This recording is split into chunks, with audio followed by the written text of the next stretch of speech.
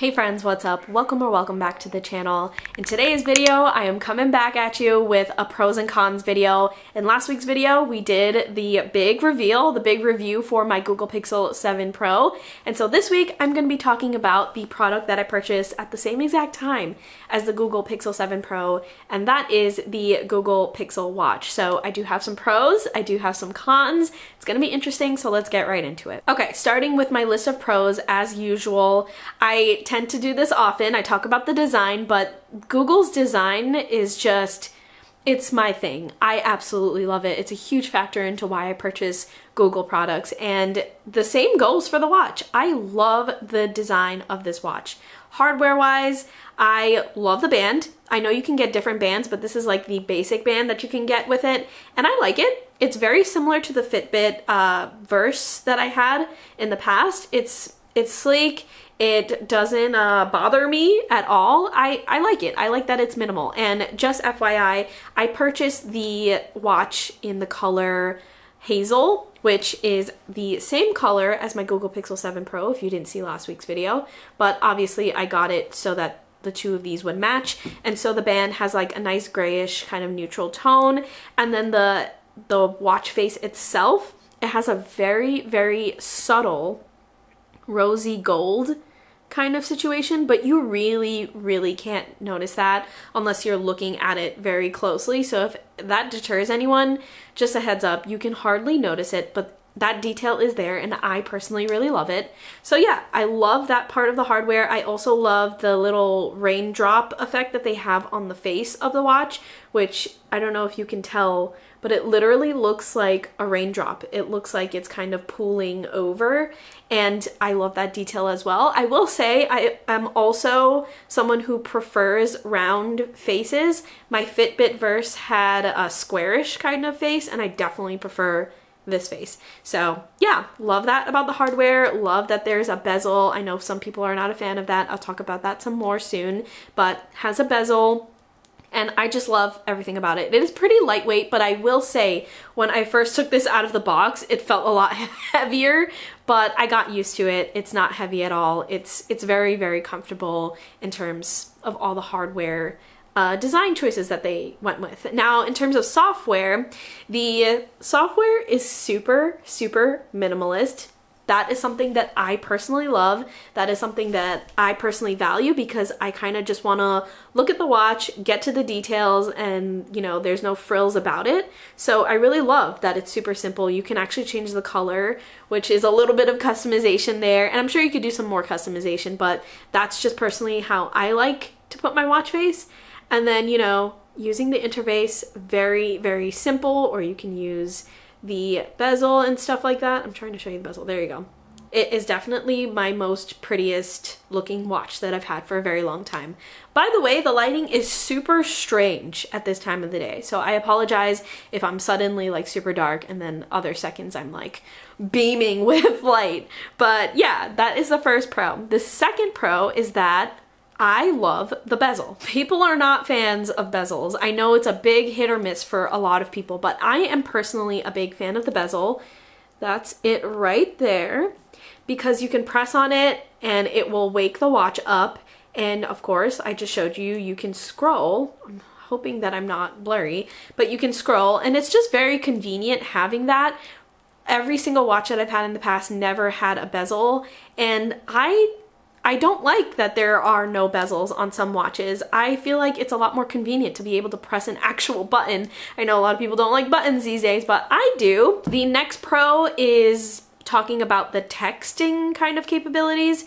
So the type to text and the speech to text features on this watch are actually really great. They're pretty darn effective.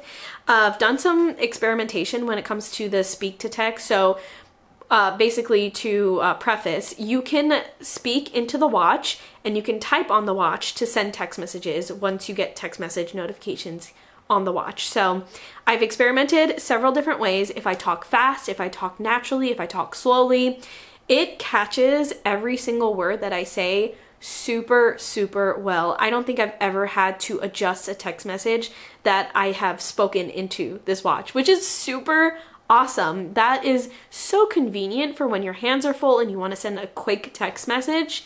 It's amazing. So speech to text, great. When it comes to typing on this, you would think that it's really, really hard and it's not cooperative because this is a tiny screen in comparison to a phone screen, obviously. But, oh, Logan just sneezed. But it's actually really, really great. I'll say that I have pretty great effectiveness when it comes to typing on this. Sometimes it's a little wonky only because I have nails, so it's hard to like type sometimes when you have nails, but it's really effective, and I will say it's the best text or the best typing texting experience that I've ever had on a watch, especially because it has suggestions when you start typing, and the suggestions are really accurate to what you want to say. So like it's super smart in that sense. And then the last thing, which is just like an overall experience kind of thing when it comes to this watch, I have a great overall experience with this watch. It is pretty much powered by Google, of course, but it's powered by Fitbit, like so everything syncs with your Fitbit account when it comes to health and wellness.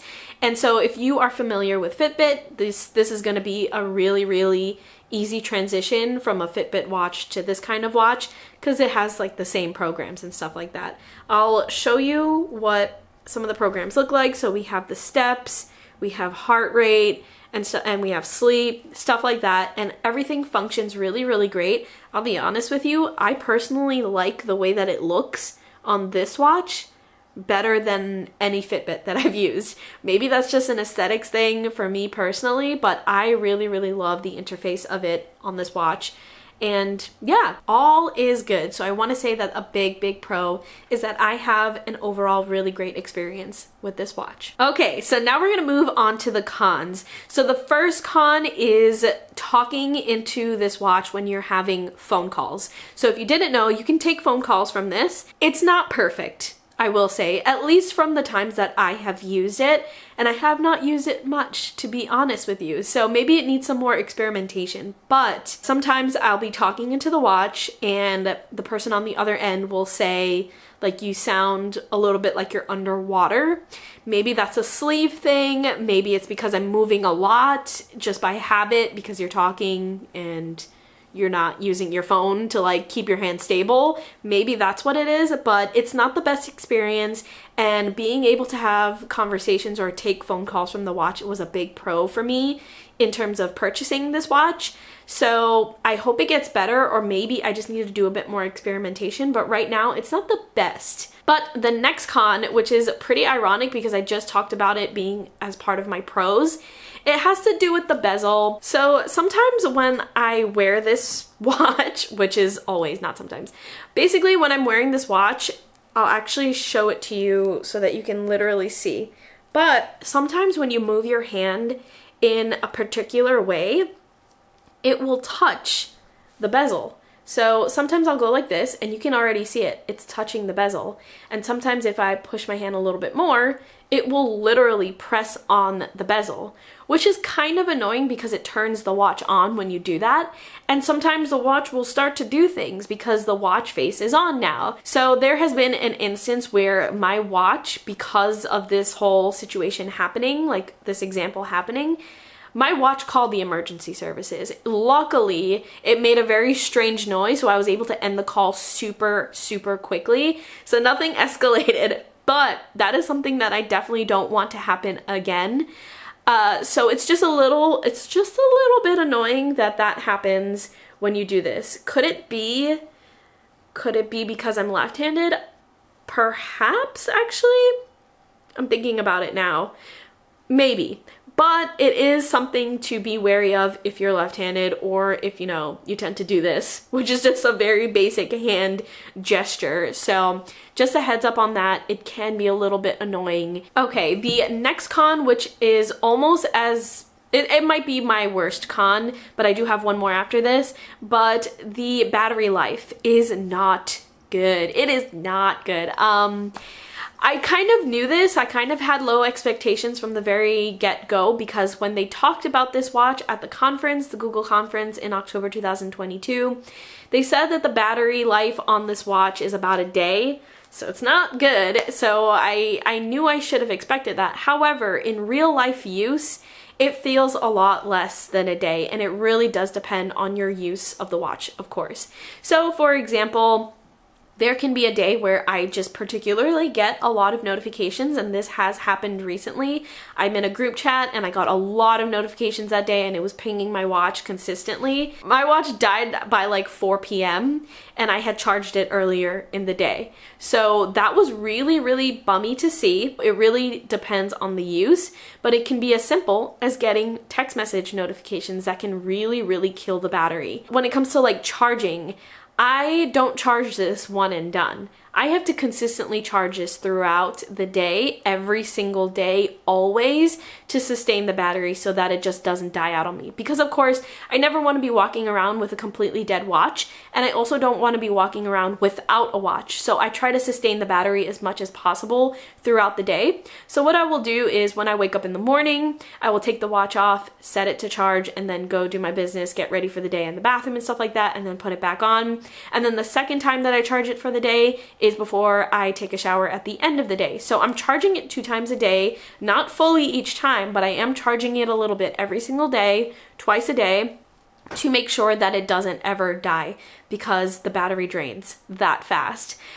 Some watches you only need to charge once every few days, once a week, or maybe even longer than that, but this needs to have attention at least once a day. If I was to miss one of those 2 charging sessions that I had in a day, the watch would absolutely die. So I can't miss out on any of those opportunities to charge it. And then the last con. So this is the biggest one, I would have to say. The watch is great. The watch is a great experience. I love it overall. It has its issues. It's not like the most advanced watch in the world. So I cannot justify its price. It's the first watch in its series. I assume there's going to be a series of these watches. So I didn't understand the price of it to begin with.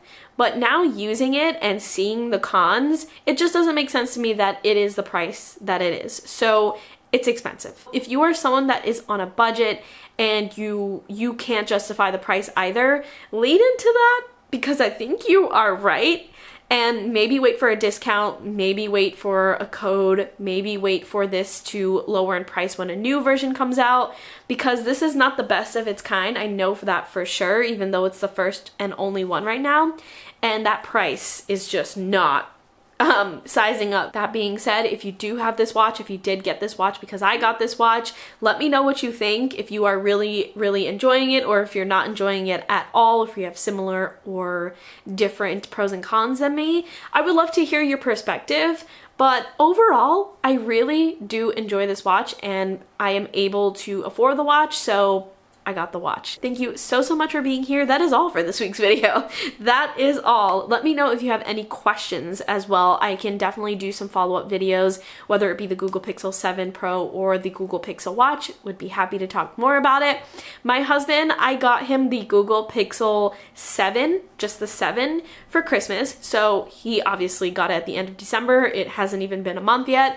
I can't tell you much about it just yet because it has been way too soon, but if you are interested in hearing about his experience, let me know. I can definitely interview him, get the notes, and, report back to you. So that is all for this week's video. I will talk to you in next week's video.